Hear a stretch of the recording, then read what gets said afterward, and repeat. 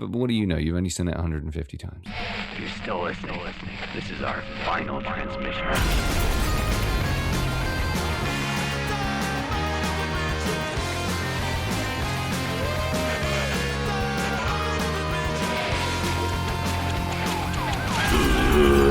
Here, it's the Final Transmission podcast. It's Sam Russo and Jamie Carruthers, and what are we doing?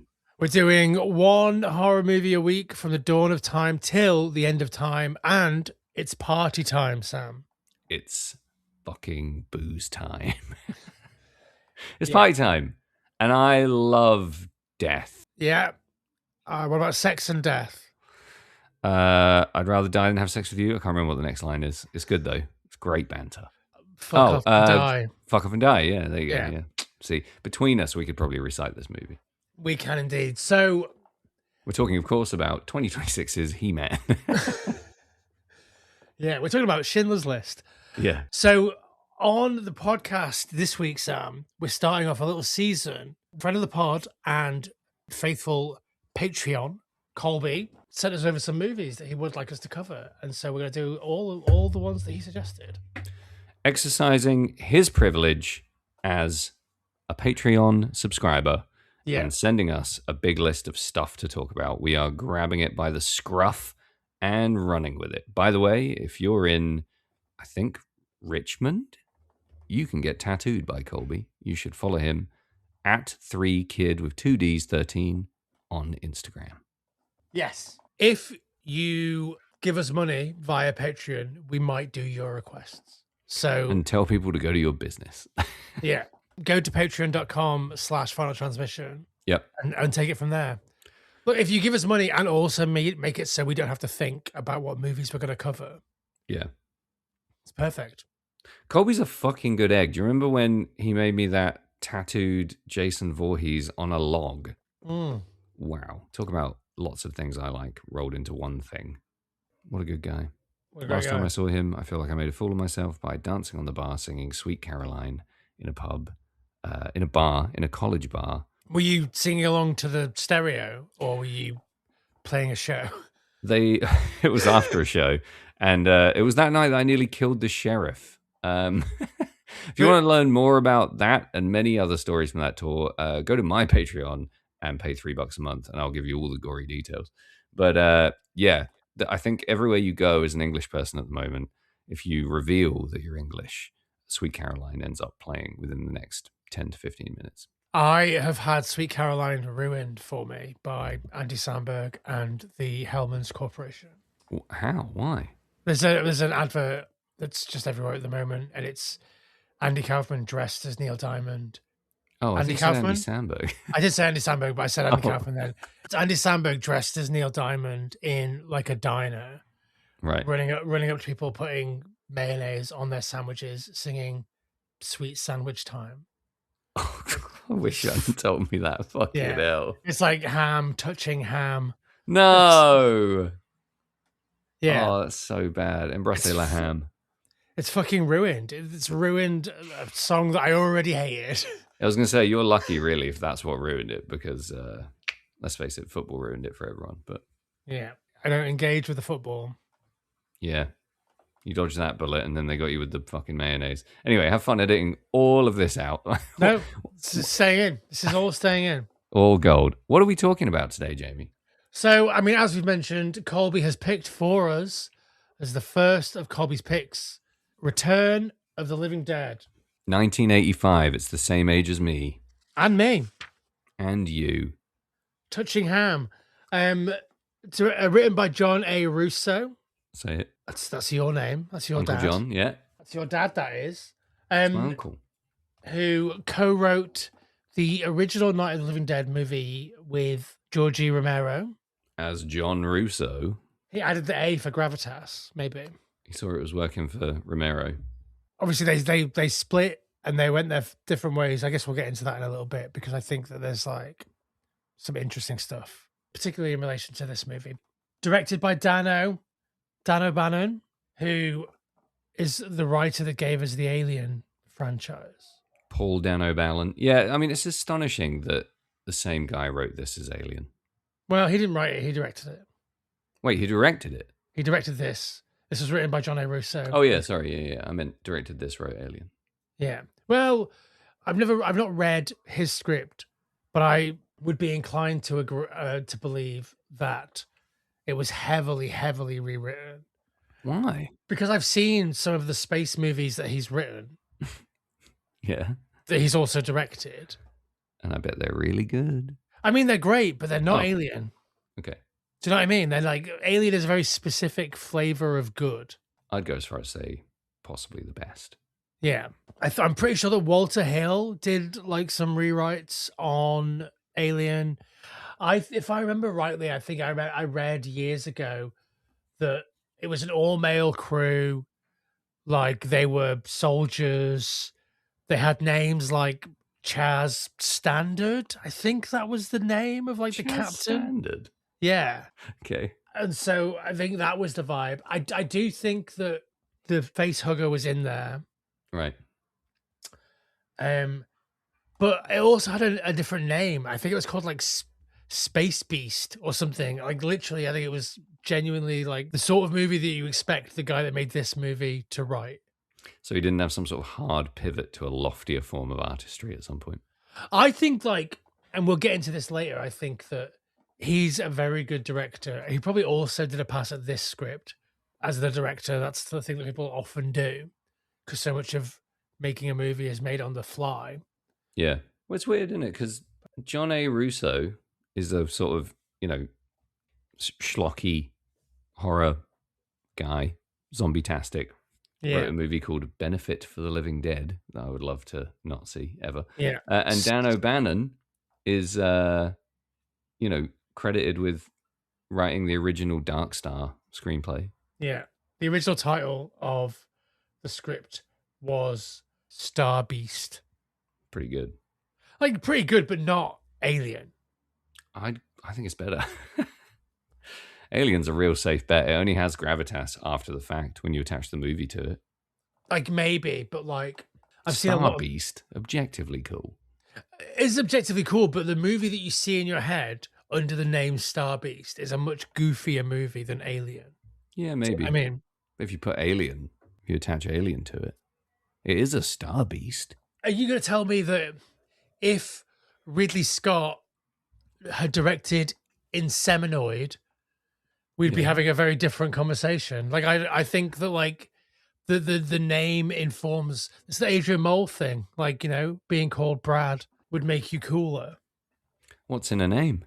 A Star Beast by any other name would still have Captain Chaz Standard at the helm. What a sad thing when a vision is not realized in keeping with the artist's true drive. Where's Chaz Standard? He never got a chance to live. No, but like I say, the movie Screamers that Dan O'Bannon made, I think is probably pretty close to his original Alien screenplay. He's got a great life. Like he gets to make some movies that are good, not great, or that are classics, but well, they're not Alien. But then he also gets fucking a fat wad of cash every single time they make an Alien property. Yeah, and anytime anyone talks about Alien, they're kind of talking about him. Whether you like it or not. Yeah. So have you seen this movie or which movie? Return of the Living Dead? Yeah. Heard of it? Yeah, once or twice. I wonder how many times you've seen this. Probably, I'm going to guess it's been out for 41 years. You're 41 years old. Correct. 150 times. Probably somewhere in that ballpark, I would say. That's absolutely bananas.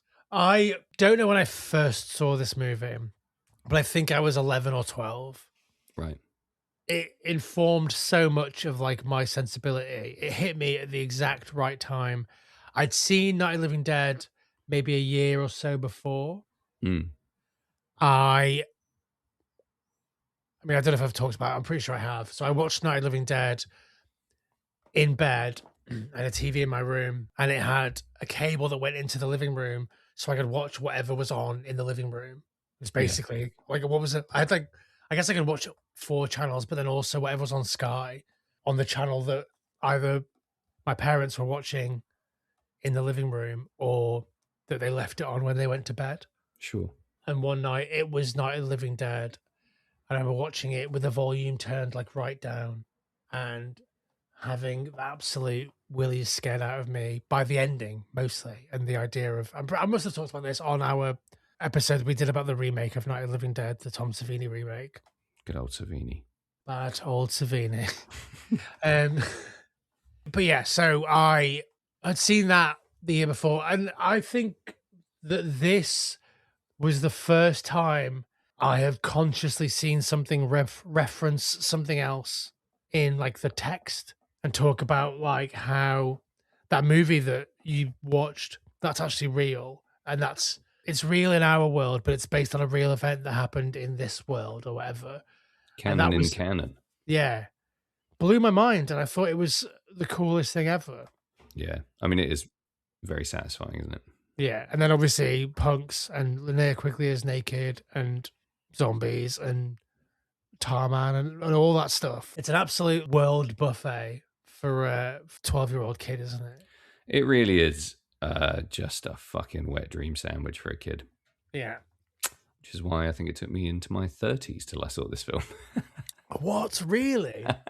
Yeah. As much as I love Return of the Living Dead, which I love very much, Return of the Living Dead 3 was always my go-to movie in this franchise. Which is funny because it looks like complete shit. I'll be honest, I haven't seen it.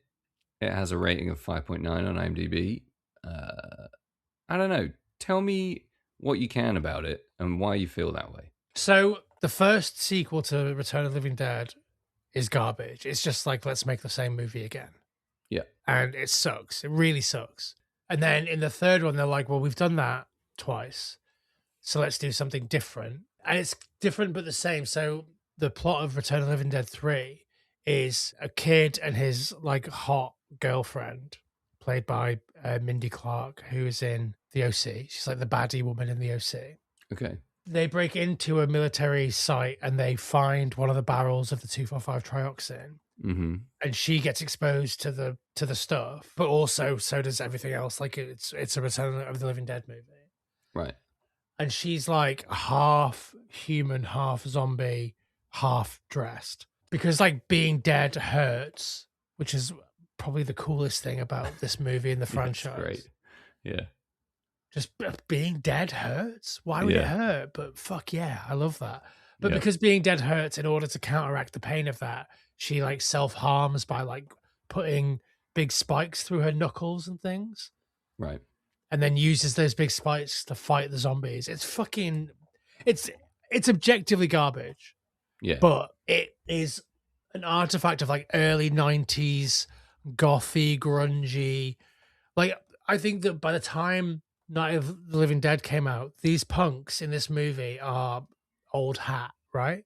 Yeah. This is like a fucking granddad's idea of what punks look like. Yeah, sure. By 93. Yeah. So by 93, we were all in fucking, I mean, we weren't all, but like the world was in Nirvana, Pearl Jam, like grungy, sad, Nine Inch Nails-y aesthetic, maybe. So like, I just thought it was fucking cool. And like when I was 12, I was like, yeah, show me this fucking Tex Avery cartoon of like zombies and gore and Tarman flailing around. But when I was 15, I was like, I am sad. I am angry at the world. And I want to feel that through a character. And that character was Mindy Clark. Nice. Linda Clark, yeah. So Return of the Living Dead, I think it's probably safe to call it a cult classic, a genre classic. It's a zombie movie, but it's a cult horror comedy romp. So I think it's primarily a comedy film that uses horror situations, right? I wanted to ask you, do you think that anybody is scared by this movie? I definitely was. The first time I watched it, I have this movie segmented in my mind as kind of being 3 movies. And I find the first third genuinely scary. Everything that happens in the warehouse, I think it's scary until it's not. Yeah. I do think it sets of an ominous atmosphere. I think there's some pretty good tension, and The stakes are, it feels so B-movie in that first section that you're sort of constantly anticipating horrific gore, mass catastrophe. You think these are your main characters, you're invested in them. And I do think there's some good horror build up there. It turns into a completely different movie very, very quickly. But there are some other moments throughout the film that I think are, moderately scary. I really love how they develop all of the characters in a manner of speaking, Yeah. but they don't really ever settle on who the main characters are. I sort of imagine, or I sort of treat this movie like it's a series of sketches that just sort of weave together, like a bunch of ideas that they were like, wouldn't this be cool? And Yeah. then just made all those ideas happen and then sort of loosely threaded it together through different characters and different situations. And it really works for it. I just think it's fucking great. I think it works as well. And it feels very comic book in that respect. It doesn't have a problem jumping between leads, main characters, etc. It doesn't really even assign that. And what I think works there is you have a kind of a shifting spotlight where your two main dudes actually are kind of taken out of action for a big chunk of the end of the film. So we just Yeah. switch. We just go to somebody else. Yeah, I mean, like they're all part of the same crew. Yeah. How do you feel, before we get into spoilers, how do you feel about Tarman? Pretty much fine. I think he's one of the best things that's ever been in a film ever. I wouldn't go that far. He's cool. He's fun. I can't hang my hopes and dreams on him. Why not? I'd vote. I'd vote for him. Yeah. Tarman for president. I like the, I like the whole story behind the, the effects and the acting and everything. It's all quite fun. I like the dubbing. He's not scary at all, unfortunately. He does some cool shit. I really like how he bites heads. I think that's really fun. I love the way he moves. That sort of Yeah. gloopy, like keep on trucking R. Crumb, like weird movements. I just think it's great. I do think it's a great performance, definitely. It sort of bugs me that none of the other zombies have that much personality. Yeah, in like a ranking order, I think you got to put Tarman top. You got to put like a kind of rolling cast of middling zombies, like the legless zombie, Love the little stumpy. the sort of the rib cage and spine on the table, a bunch of like reanimated skeletons, and then yellow guy at the bottom. Yeah. I think. Don't say reanimated skeletons because we'll get into that fucking argument again. I just think Tarman is. I was obsessed with him. Yeah. As a kid, I was like, "This is my guy." If I was on Mark Maron right now, and he was like, "Who are you guys?" I'd be like, "Tarman." I can see why. I think the creature effects, when you take it out of the movie and look at how they made him and, a lot of the production stills, and I really think there's a lot there. There's maybe not enough of him in the movie to make him, to almost justify how much people love him. You'd expect a little bit more. Like, he's at Leatherface levels of of fandom. If they made a Return of the Living Dead Saturday morning cartoon show, he'd be the Slimer. Yeah, definitely. He's very kind of simian and out of proportion, I think. Like, the head is way too big for the body. Yeah. And that makes it extra fun. Yeah, I don't know. I've like the whole protruding like overbite and giant eyes. I think it's a very fun look. I think there's enough there for me, really. I just think he's great. And I write off all of the weird stuff about his sort of physicality and performance and look as he was in the barrel. So he's different because he was in the barrel. Yeah, I totally agree. That makes perfect sense to me. Yeah. I wouldn't question that for a second. I don't care much for the table zombie, the rib cage. I like the leaky spinal fluid that's so gross. I like the weird dialogue. I kind of like all of it. It's great as a plot device. You're sort of interrogating this rotten corpse. I think that's really fun. But yeah, in terms of the effects, I don't think it's lit very well. No, I just don't. There's no lips. So you're not forming these words. But neither's Tarman. It's the same problem. Well, I think that is a problem throughout the movie, is that all the zombies talk. Yeah. And a lot of them don't have the facilities with which to talk. Yeah, tongues and lips and all the good stuff. Yeah, I mean, we kind of let that slide because Return of the Living Dead. It's nonsense, I think like a zombie going brains is one thing, Yeah, but they have a whole fucking conversation with table ribby tits. yeah, So it becomes more of a thing, I think, in that. But they also reuse. I think that Dan O'Bannon reuses the exact same mold for that in Life Force. I'm right. pretty sure there's a very similar effect in the movie Life Force, which is one of his space movies. I mean, I do love any kind of creature slash zombie capture interrogation scene, especially on like a mortuary table. I think that's really fun. Yeah. I mean, we also have to credit this movie as possibly being the creative inspiration behind one of the UK's best hardcore bands, Short Lived Yeah, Voorhees. Voice.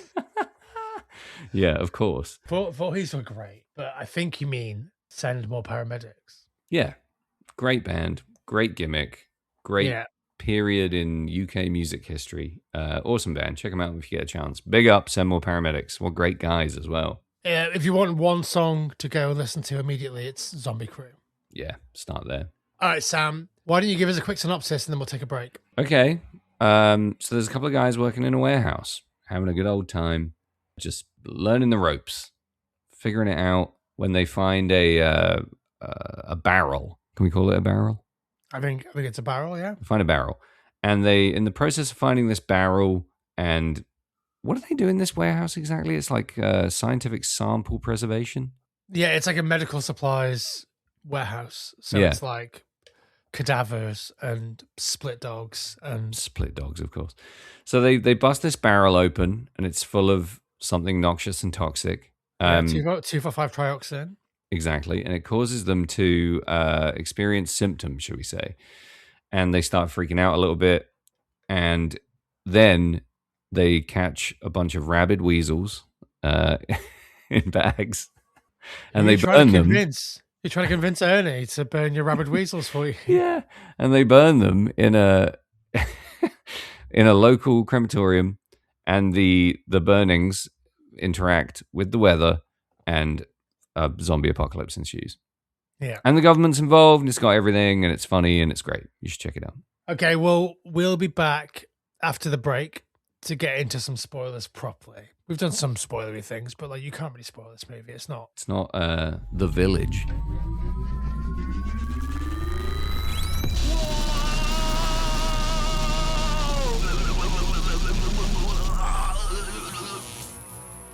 Whoa, holy shit. I guess that's why they call it Phantom Power. I'm back. You back? Yeah, I'm back. So I was just reading my bottle. It says for your everyday adventures. Shut up about the bottle. You want to find out more about my new drinking vessel? Patreon.com/final transmission. Also, Worth every penny. Yeah. You want to see some social media? Go to your social media platform of choice at FT Horror Show. If you want to buy some cool records or look at some cool tour dates, go to redscare.net. These are all the things that you can do. And you should. Yeah. So I think low key on the fly, this is a really, really clever script. Agreed. It feels like a script that's been honed and honed and honed till it was the exact leanest, meanest, best version that it could ever be. I think there's definitely a lot of love gone into it, and a lot of thought, and a lot of. I do think it is clever plot wise. It's not like you can, you're right. It's hard to spoil, but there are elements of the plot that are really interesting. If while not being particularly twisty or deep, they tick so many boxes of like an archetype, an archetype type plot for a government conspiracy zombie movie with teenagers, which I think has enormous mileage in it. I think there is a big portion of the script that sort of falls apart with all the screaming and running around, as I always tend to disengage from. But in service of a gag or a bit, or again moving that plot forward, it is often well timed, if sometimes outliving or outstaying its welcome a little bit. But yeah, I would agree that I think it's really clever. I think where it really fucking elevates itself above the pack, so I think it's shot really well. Yeah.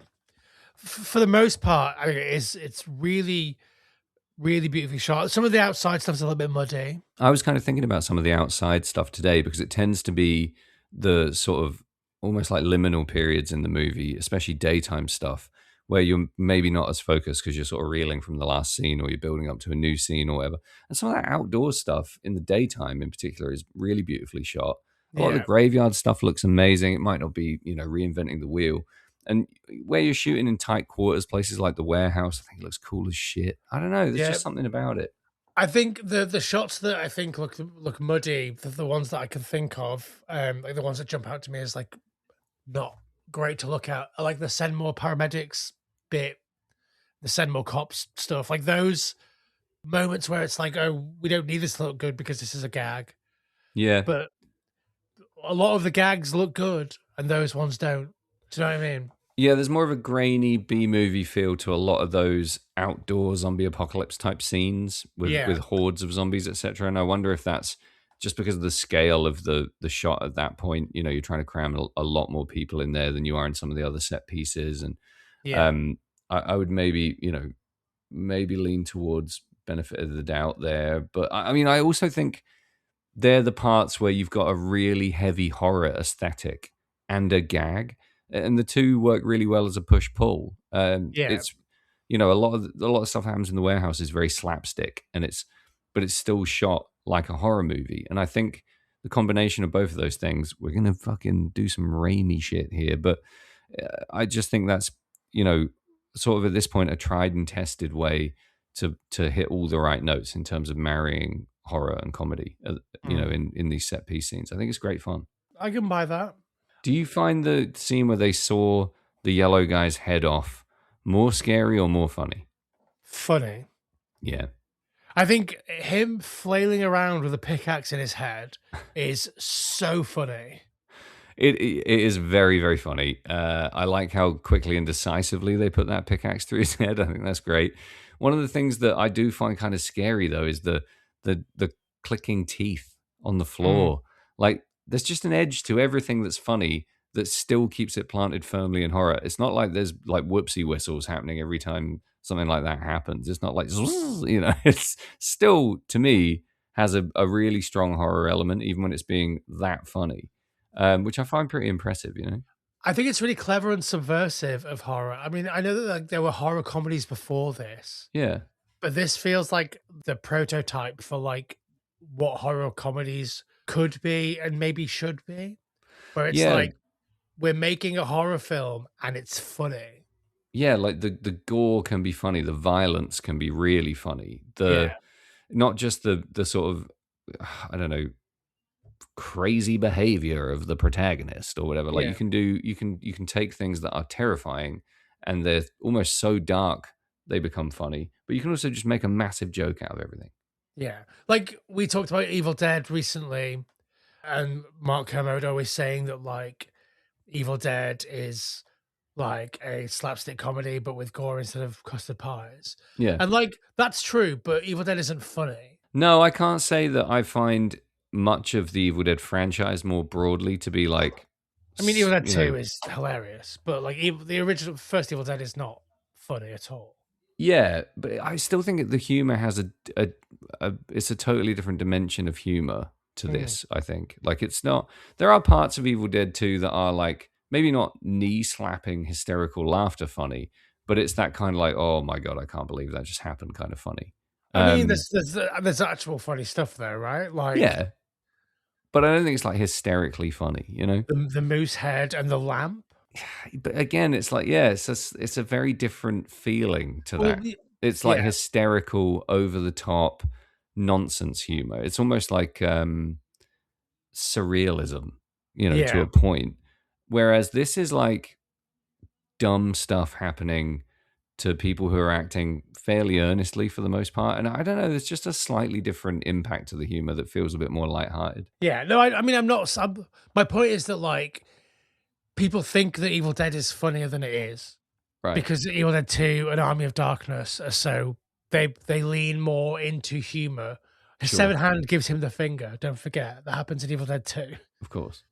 it's filmed with a sensibility of a person that is into Three Stooges and is into comedy, but they're using that to make a horror movie. They're not making a funny horror movie. Yeah, it's made by Whereas a funny guy.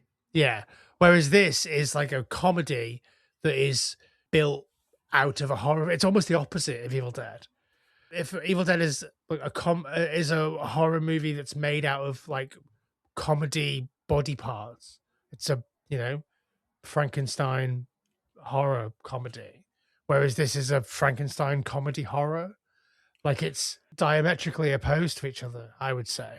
Yeah, I think there's definitely a very different sort of fabric to the humor running through both. Mm. I do still think that this is a horror movie. Like I really struggled to just say it's a comedy because it's not funny enough to just be a comedy, but it is scary enough to just be a horror movie almost. I struggle to see anything scary here. Yeah. And But I like, mean, yeah, but what do you know? You've only seen it 150 times. yeah, true. There are plenty of movies that don't scare me, but I can look at them objectively and be like, well, I can see how that would scare you. Oh, of course. Yeah, yeah. Whereas with this, it's so much fun that I can't imagine it at all. Yeah, maybe it's not that it's scary, like a movie like Obsession, for example, is, Mm. I struggle to think of a person who's not going to be scared by that movie on some level. But it Yeah, is a horror, it's still a horror movie. Like it still has all the aspects of a horror movie. It's yeah, got graveyard scenes, it's got scary punks, it's got zombies, it's got skeletons, it's got reanimated corpses, it's got lots of death, it's got horrible body horror, illness, it's got kind yeah, of a little bit of everything. And the threat or the tension is ratcheted up the whole way through pretty much. There's not a lot of reprieve. There's a siege element. There's hopelessness. There's government conspiracy. And there's ultimately an apocalyptic massacre. So yeah, all of that, because it's quintessentially horror, all of those elements kind of make a horror really. But the humor lightens it. But also, it's just such a cool. I can't really think of any way to describe it other than it's such a cool movie that it yeah, doesn't feel like a horror at times. It's too much fun. Maybe if it's not that the humor diminishes the horror, I don't think it's fair to say that at all. I think it's more that the fun enhances the fact that it's a horror film and takes away maybe some of the blood curdling elements of other zombie movies like yeah. Day of the Dead or something. It's like a pickleback. It's like the pickle juice cuts right through the harshness of the cheap whiskey. Yeah, I think trioxin is incredibly cool because I love a mysterious barrel of Yeah, mutagenic ooze or just, anything that causes humans to react adversely to it. And I think what's really clever here is not just that would be enough, right? Oh, they found this barrel, it's got some fucked up shit in it. But then you attach the government conspiracy angle to it, and that's just layers of rad shit. yeah. I think also, I mean, when I was 15, I was in a band called 245 Trioxin. Just think Why it's didn't you mention that when I was talking about some more paramedics? well, because I didn't want to overshadow them. Right. Um, Okay. but yeah, I think the combination of the numbers and the letters and the coolness of 245 Trioxin is great. I also think the guy who plays like the general or whatever the fuck he Superb. is incredible. He's in a different He's movie. like he's I don't think so they. good. I don't think they gave him the script for the whole movie. Just his parts. Yeah. He's fucking great. The bit where he's on the phone and he's talking to Clu Gulager's character, Yeah. it's done in a wanna, and like we only see his half of the conversation, Yeah. and it's so friggin' good. Yeah. It's gripping. Yeah, I think he's superb. He elevates those scenes to the point where you take them deadly seriously. There's Yeah, no comedy there really. There's no horror either. It's just very serious, kind of interstitial military industrial fucking creepiness. yeah, And I'm a huge fan of that whole aspect of the movie. I think it's a wonderful ending, and I think peppering it throughout, it's just yeah, really clever. It brings it. It makes the sort of crazy punk stuff. It kind of gives it a place. It sort of yeah, bookends it, grounds it, gives it like a reason to be there. And I think it's again just testament to sort of the bigger picture of the movie. I think people get very hung up on Tarman, the dumb stuff, the funny stuff. So it's a full movie. It actually yeah. has a plot, and it works really well. It holds you all the way through. That's what I mean by it being really well written. I think it's Yeah, like it's really cleverly plotted. It's really they've really thought about everything in its place. And like, I know you don't love the running around screaming stuff, but I think there's a lot of good stuff in those bits. It never outstays its welcome for me. No, I Um, agree. We wouldn't have send more cops, send more paramedics, all of yeah, that. It does build. It's not just like, random explosive jeopardy after random explosive jeopardy. We're also yeah. losing characters that we like throughout that whole process. The group dynamics are changing. There's escalation, but it is a lot of like very intense screaming and running around. Yeah, I think that the performances in this are so good. Like, not good, that they're big and they're silly, but they're quite believable within the context of the part of the movie that they're in. I think they're pitch perfect for the movie. Yeah, I Yeah, wouldn't, I don't think commenting on the quality of the performance in this movie really serves any purpose because it makes the movie what it is. The way yeah. everybody delivers everything that they do, 100% like pretty much spot on the money. There's nobody that lets the side down really, as far as I'm concerned. Yeah, like all the stuff with Tom Matthews and James Cameron in like the early parts where they're just screaming every line, Yeah, and it's just so good, so much fun just yeah. to watch these two people yell at each other. It's a fun dynamic. The older guy and the younger guy, and the sort of, I guess, the younger guy sees it as like a dead end job. The older guy sees it as a career. It's a fun dynamic in any movie, but these two Yeah, do it so well. And I think James Cameron's strength in this is that he, there's parts where he just sort of gasps and then waits for the next person to say their line. Like, it's very Amdram, but it's yeah. still incredibly fun. I really rate him. He's been in a few movies I really like, and I don't know. He just brings this sense of like really fizzy, urgent fun. A lot of overacting that really points in the right direction most of the time. Yeah, I wondered if there's a moment where they go to ring Bert, Clu Gulager's character, Yeah, and he like steals himself before he speaks to him on the phone. He drinks a little bit of coffee and like straightens his tie and stuff. yeah, And I really want to know if that's in the script. yeah. There's a lot of little moments where it feels like he's ad libbing, but you can never be sure. Like Yeah. it's never telegraphed. And like his character's death, I don't think that's earned, but I like an emotional death. And it fits in that exact part of the movie where the guy's like, okay, I've seen Tom Matthews, Freddy turn into a zombie, and I don't want to be that. So I'm gonna go climb into the incinerator. And that's cool. I don't think the emotion of it is quite earned. How do you mean? I don't think we have that relationship with that character. So watching him take his wedding ring off and put it on the thing, and Oh, like really? it doesn't land with me emotionally. Do you know what I mean? That's interesting. Like I like it and I think it's cool. I just don't think we have that. Well, I don't have that relationship with that character, so I don't buy the emotion of it. But Yeah, fair enough. It's a tricky one in a lot of zombie movies, isn't it? That we very rarely get really under the skin of a protagonist or a lead character. And inevitably, lots of people in the top line cast end up dying in fairly, quite often tragic ways, like really yeah, gruesome ways. And you're right, earning that death can be really tricky in a trashy, comedy zombie flick. But I, I like it as kind of a bold move. It sort of pays in full at the moment that it happens. It tells us a lot about him that he does that in the first place, that he is married, takes his wedding ring off, etc., etc. Yeah, I don't know. It's a tough one to balance in a movie like this, I think. But I do enjoy his character all the way through. So I do feel a sense of loss when he ultimately incinerates himself, which I think yeah. is pretty cool. I think conversely, like the Ernie character, the Don Calfer character, wanting to shoot Tina in the head Yeah. because Freddy is after her brains specifically. Yeah, specifically, yeah. Is great, and I really buy into the emotion of that, of like being like, okay, well, this sort of Nazi adjacent character doesn't want to get eaten because he's just with this gal. Yeah. So yeah, and like the emotion of that, of like, because she's a character that hasn't been hysterical for the entire movie, Sure. whereas I think James Cameron, Frank has been. Yeah. So that maybe colors it for me. If we'd have seen him be maybe less hysterical.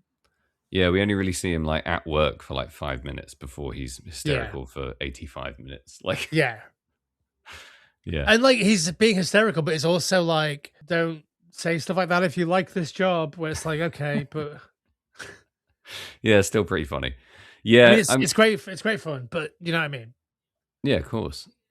I think there's a lot to be said for the chemistry of the cast as well, because it doesn't strike me as the kind of movie where they had a whole bunch of time to kind of get to know each other, rehearse, Yeah, run lines, etc., etc. And I think there's a really solid kind of believability to nearly everyone's interactions with each other. That again, it's hard to imagine they had an enormous amount of off-screen time together. I think it's quite yeah. impressive. I think like with the Gang of Punks, like we had a similar thing with Class of 1984, but like I don't believe that this Gang of Punks would hang out with each other. But Me neither.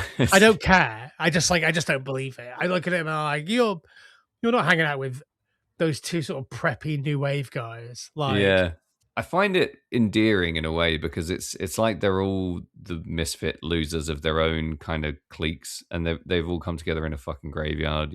yeah, I like the slight friction between the different sort of members of the group, and how several of them just don't even seem to fucking like each other at all. I think that's really fun.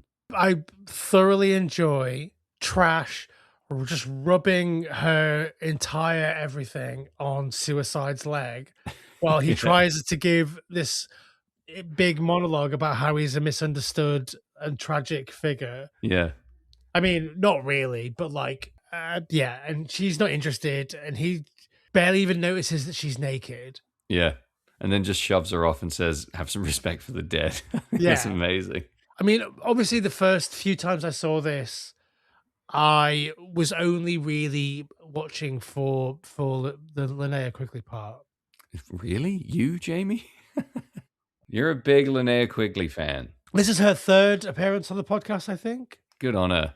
Does that mean she Yeah. wins something? Hat trick? She gets to wear her tiny little prosthetic merkin. Do you think that wasn't a real bush?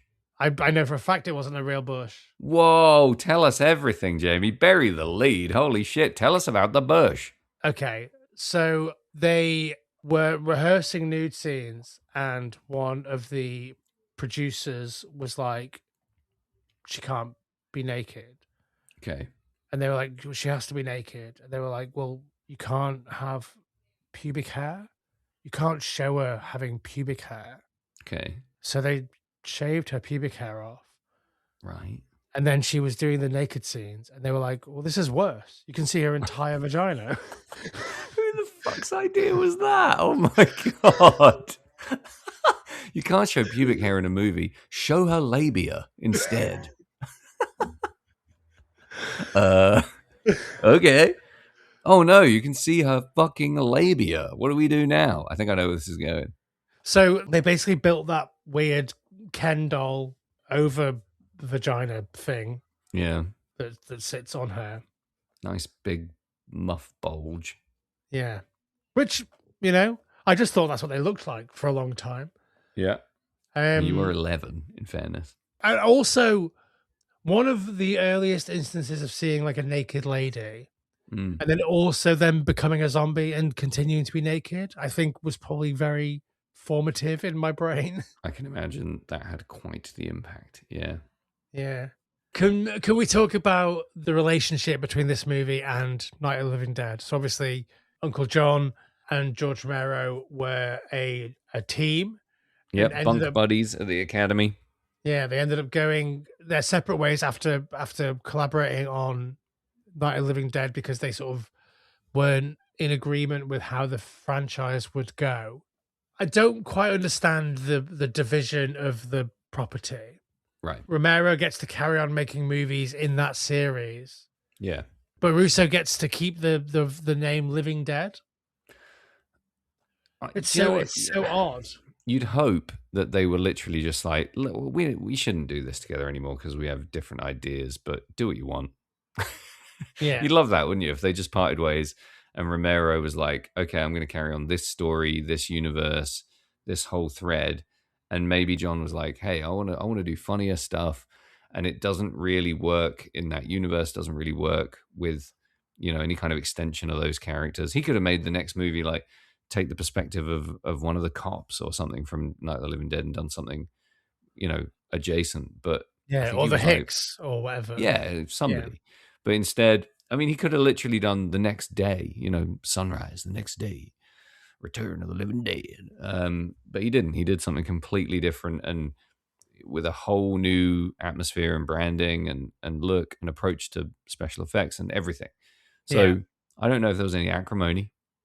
Well, I don't think there was. I think they sat down and they divided it. You get Right. Living Dead, and I get to carry on making these movies. That's weird. John Russo, Uncle John, had written a novel called Return of the Living Dead, Yeah. which has no relation with this film, but besides the title. Right. It's a cool novel. I've read it, but I think maybe because he'd already written that book, they were like, well, I guess you own Living Dead now. Got you. Yeah, I suppose there's a lot of kind of creative exploration of the idea of zombies / reanimated corpses or whatever from both ends. And I guess how do you divide IP in that way? It must be impossible. Yeah, and I think that obviously this came out the same year as Day of the Dead. Yeah. Which we've covered. So if you want to hear us talk about that, find it in the feed. But this deals with some of the same ideas and tropes of that. Not tropes, the same ideas and explorations and weird little things that are going on as that. Yeah. Which, it deals with them very differently. But the idea of like there being intelligence still existing within these reanimated corpses. Like Bub can fire a gun and do a salute or whatever, but he's not ordering takeout paramedics. No, there's a semblance of consciousness in these zombies that's not just driven by like a sort of parasitic hunger. It's much more about obviously they're eating brains to soothe the pain of being dead, which is somehow darker than the entire central premise of Romero's zombie universe. I think Absolutely cooler to a certain point, but ultimately a little bit one trick in because this movie doesn't really delve too far into that particular rabbit hole. But I love that whole concept, and I like this interpretation of post living consciousness because they're funny. They're funny zombies. They're behaving in hilarious ways, and that is a nice palate cleanse from Day of the Dead, which is remorselessly bleak.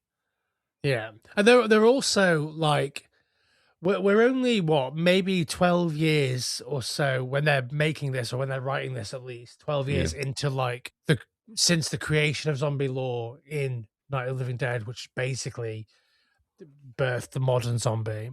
Yeah, the modern version of a zombie is being formed by these movies, right? Yeah, and this movie is already breaking it. Yeah, like it's already like destroying the brain doesn't work. Like which is so funny. It's so funny when they bang that pickaxe through its head and it doesn't die, and they're like, "What the fuck? It's supposed to work." Yeah, what do you mean? The movie lied? Yeah, it's so funny. That's superb, and it simultaneously undermines that concept and then fucking plants it firmly in pop culture for the rest of eternity, because everybody as a zombie shouts brains when they're staggering around, and they probably haven't even seen this movie. It's kind of permeated consciousness in that way. It had a huge impact, and I think that's again just such an interesting relationship for a movie to have with the kind of lore that surrounds it. It's kind of the funny, ugly, weirdo stepchild of the genre, but it's the one that's had, I mean, maybe not the most impact, but without having the budget or without being a bigger movie, it's had such a huge reach. Yeah, I think like there being the sort of the primary Romero franchise. Yeah, I think there being something from the guy that co-wrote the original movie that sort of builds on that lore, but then also twists it around and does something different with it. Sort of helps to prop up both of them. Yeah, there's like two different crutches on a cartoon zombie in a sling. Yeah, I agree, and I think what I hadn't realized until you started talking about it was just how sort of genre defying this movie is while being in the process of creating a genre. That's really clever. Yeah, it's cool. What are your do you have a favorite line or a favorite quote from the movie? It feels like quite a quotable movie. Yeah, I like it spooky. How many people do you think have that tattooed on them worldwide? one less than they should be because I don't have it I was going to yet. say, you're about to book. Yeah, okay. I love You Mean the Movie Lied? So, Like it's how partly the incredulous. delivery as well, right? Yeah, It's such a good delivery. how incredulous he is that the concept that a movie wouldn't tell you the truth. Just Yeah, fucking wouldn't fantastic. tell you how to kill a zombie. Yeah, Yeah.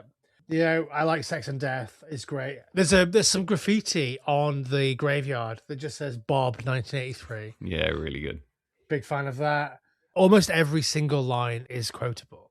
Yeah, there's so many lines delivered in such a way that they have more impact than maybe they would on the page, and I think Yeah. that's part of this fun ragtag ensemble-esque cast. You know, Yeah. having all these very, very strange and different personalities thrown together.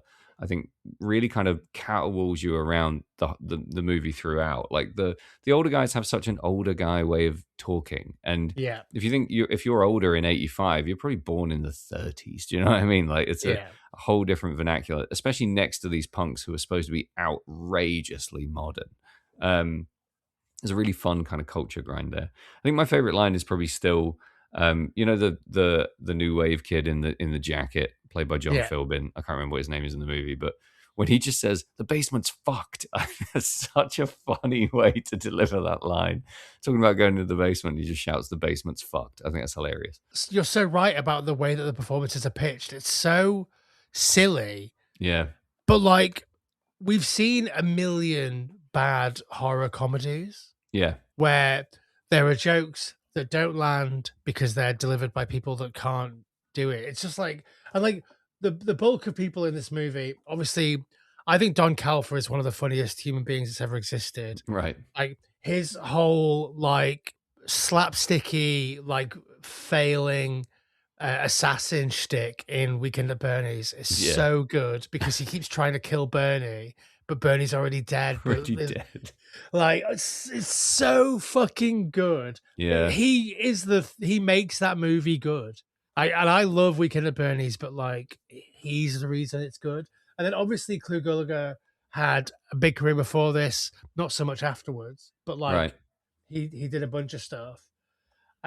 Similar to James Cameron, really.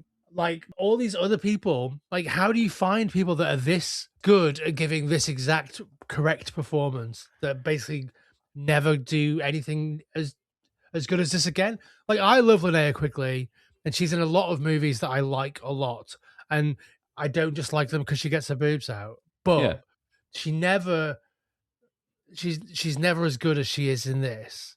You're probably right. It's such an iconic performance. It's almost like whether she's good or not doesn't matter. I know I've said that Yeah. a couple of times, but But like when I say good, I mean right. yeah, yeah, For yeah, it's the right performance at the right time in the right movie, rather yeah. than like I don't think she's winning an Oscar. Maybe the guy that played the army guy should have been considered for an Oscar because he was fucking great. Yeah, But he's great. But he does what everyone does in the movie, though. He does his part perfectly, yeah, and the parts are a little bit disparate and a little bit sharp edged. And like you said, in a lesser movie, it doesn't work. Everyone, you know, we've seen the entire rhythm of a movie thrown off by a lack of chemistry in those casts, yeah, and scenes just dissolve before your very eyes, and it becomes very cringy. I mean, someone like John Philbin, Chuck, had a bit of a career in horror. You know, he's in fucking Children of the Corn. He's yeah. in Point Break. He's a really good looking guy. He goes on to look quite a bit like Sean Penn, you know. But I'd be really fucked quite hard if I could think of a performance as iconic as Chuck. I mean, he's great in Point Break, but it's not what I think of him. It's not what I think about when I think of him. I think he grew up to look like a svelte version of Art LaFleur. Art LaFleur meets Sean Penn meets Crispin Glover. Yeah, Otherwise, you know, in other words, a very good looking man. yeah. He's in a lot of surf movies. I bet he was a real good surfer. I think the only person that gives a performance that is annoying, but it's still kind of right for the movie is Suicide, and Yeah. he gets got early doors, so it's fine. Yeah, Mark Venturini. I mean, he's the most he's the most annoying. I don't know. It's hard to say. Like the most annoying in a cast of people that I don't actually that I'm so refreshed to Yeah. not find annoying. And He's like still it's good. I think it's because he's saying stuff that I've heard people say and people who are annoying. Do you know what I mean? Definitely. I mean, what I love him for more broadly as an actor is that he kills the most annoying character in the whole of Yeah. Friday the 13th franchise lore. What's the fucking guy's name? Dominic Mm. Brassia? I can't remember the guy, the kid at the, oh God, kill him. The candy bar kid, whatever his name is. So glad when he dies. That is the worst Friday the 13th, I think, in my opinion. I know we've talked about it Yeah. at length. Can we jump back over to the ending? Yeah. I really enjoy that the ending is an escalation of the ending of Night of the Living Dead. And I think that's really like purposeful, Yeah. is that like at the end of Night of the Living Dead, we see someone who's not meant to die because a couple of people they didn't care enough whether he was a person or a zombie. And like that's obviously what happens here, but on a much bigger scale. I Yeah. think that is so interesting and like the right thing to do at the end of, as we've said a million times, quite a goofy time, but Mm. just really works. Yeah, it's convincing at every step Yeah. of the way, which helps because some of these movies it's like, oh, we're gonna have to drop the bomb, and it's always some lame like cardboard bunker, and just a hokey performance Yeah. that doesn't land. It's paced really well. It's not rushed. Kind of walks you through it. You see the general or whatever he is at home with his wife. He's got his secret little workstation.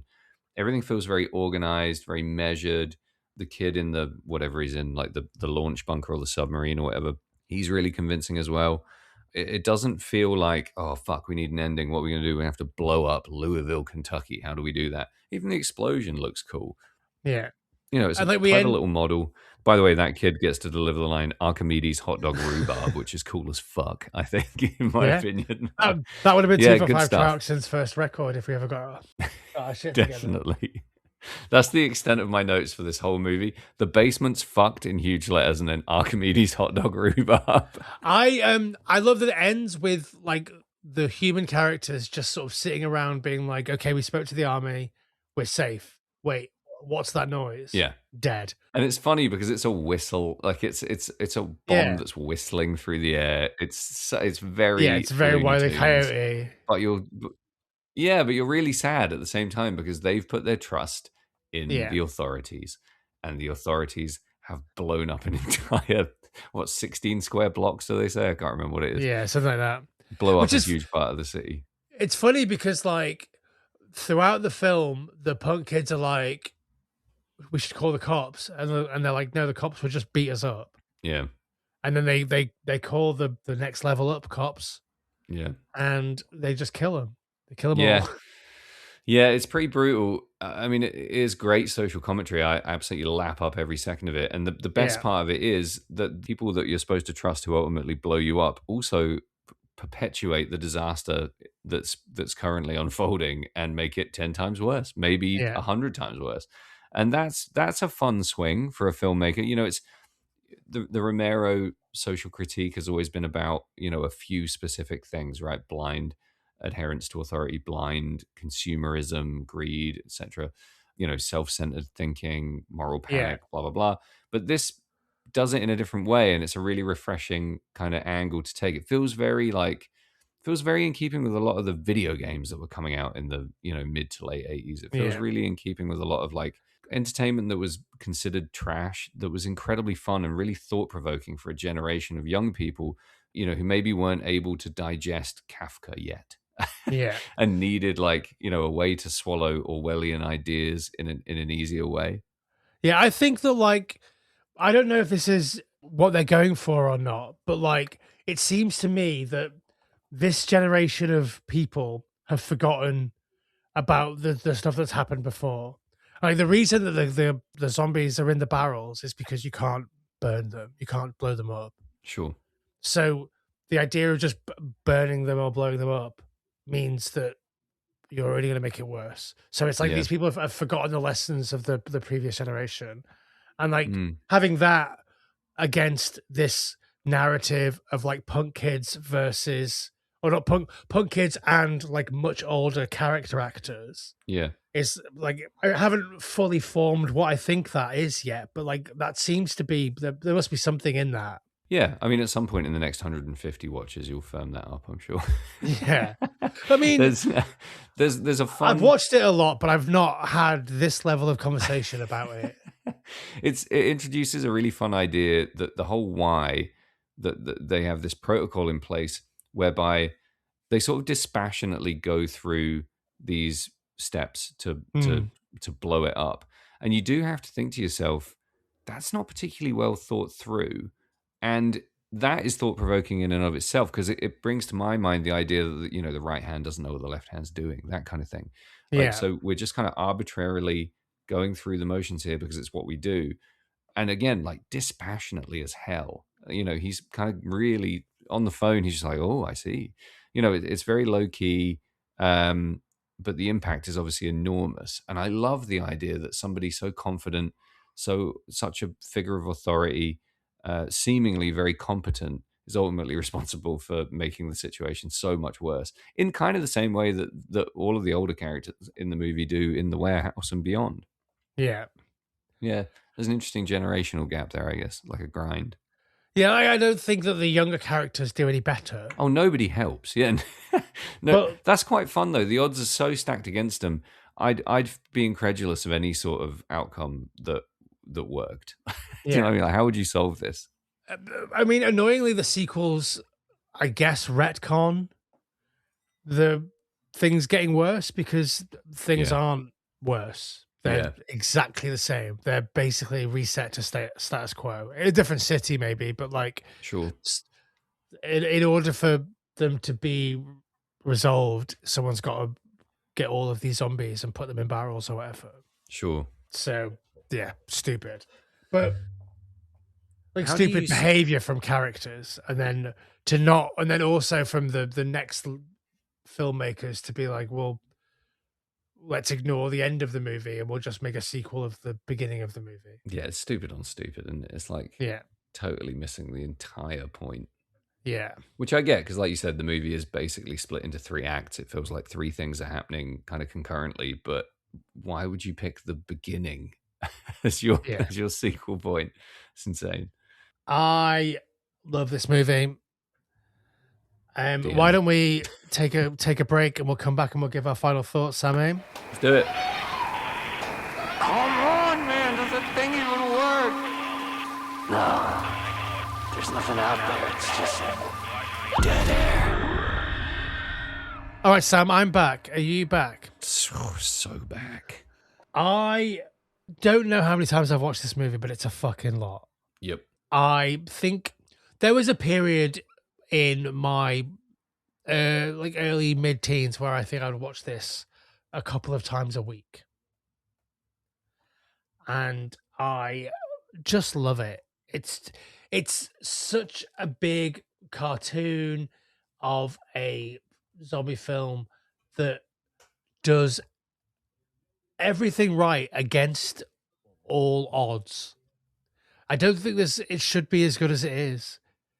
It's not even that it's like better than some of its parts because all of its parts are good, but it's like the everybody involved is at their absolute peak, Yeah. doing the absolute best that they can do. Maybe not everyone, but like I think maybe Kluge had done some stuff that was maybe better than this in his sort of old Western career or whatever. But The like, Virginian is quite good.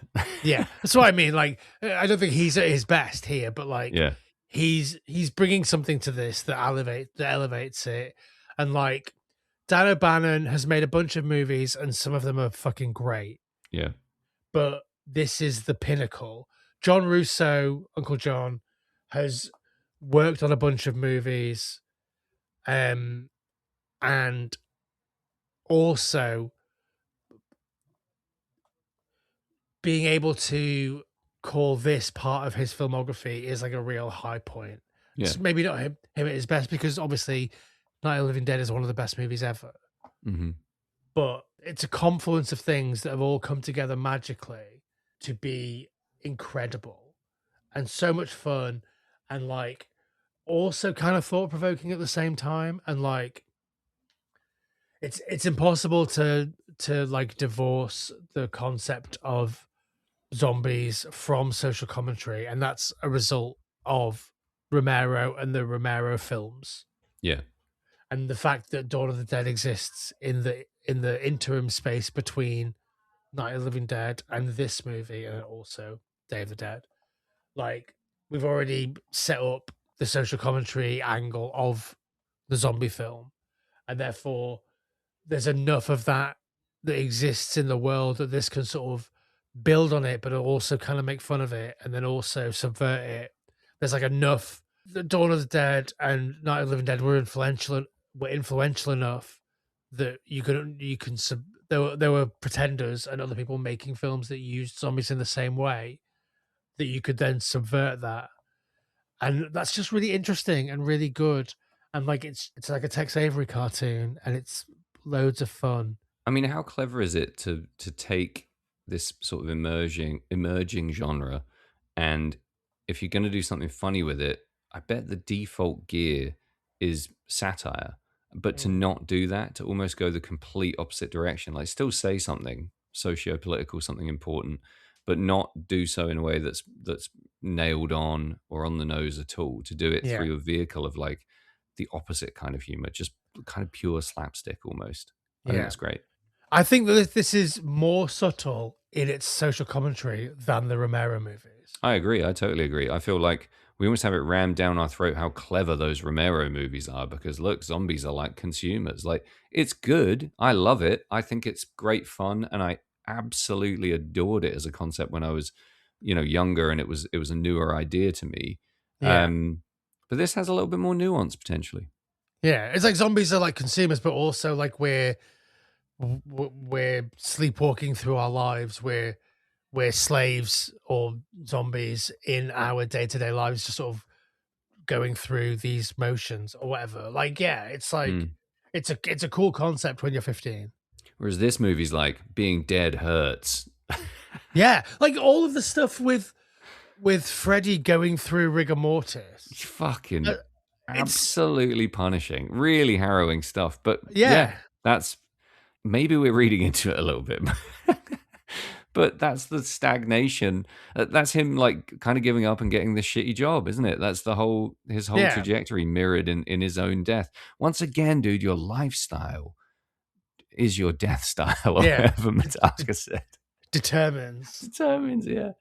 I like it. I Yeah, still think it's clever. I still think it's cool. Go on, what are you rating this fucker? I mean, it is a solid 14 paramedics out of 15 paramedics. Nice. It doesn't quite. It's not 100% perfect. I've got to dock 1 mark somewhere along the way, but Sure. like I think it's basically perfect. Like Yeah. it does everything so right. What about you? What's your rating? Have you got anything else you want to add? I'm going to give it 147 viewings out of 150.